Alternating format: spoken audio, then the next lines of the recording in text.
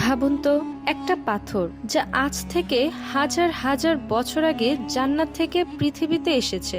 কোটি কোটি মুসলমান প্রতি বছর তাকে চুম্বন করে আর ইবাদতের শুরু হয় তার সামনে দাঁড়িয়ে। কিন্তু প্রশ্ন হলো, এই পাথর আসলে কোথা থেকে এলো? এর ভেতরে কি এমন রহস্য লুকিয়ে আছে?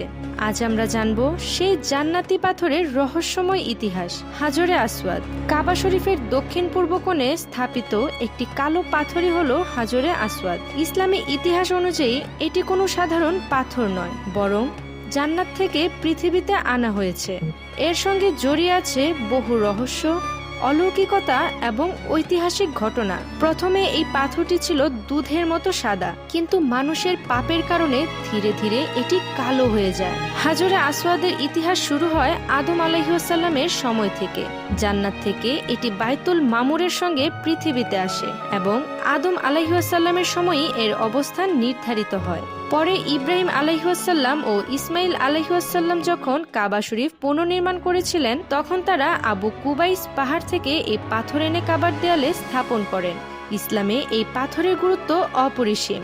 হজ ও উমরার সময় তাওয়াফ শুরু হয় হাজরে আসওয়াদ থেকে এবং এই পাথর স্পর্শ বা চুম্বন করা সুন্নত হিসেবে গণ্য হয়।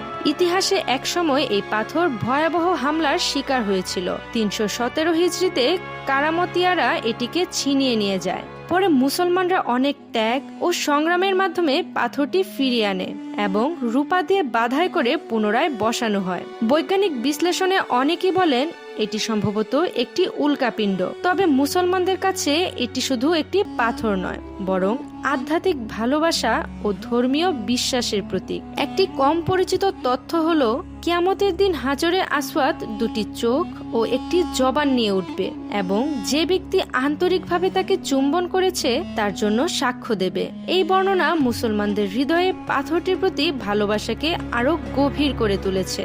হাজরে আসওয়াদ শুধু একটি কালো পাথর নয়, এটি ঈমান, ঐক্য ও ইসলামী ঐতিহ্যের প্রতীক। তবে এটি চুম্বন করার সময় যেন কেউ কষ্ট না পায়, সেদিকে খেয়াল রাখা গুরুত্বপূর্ণ।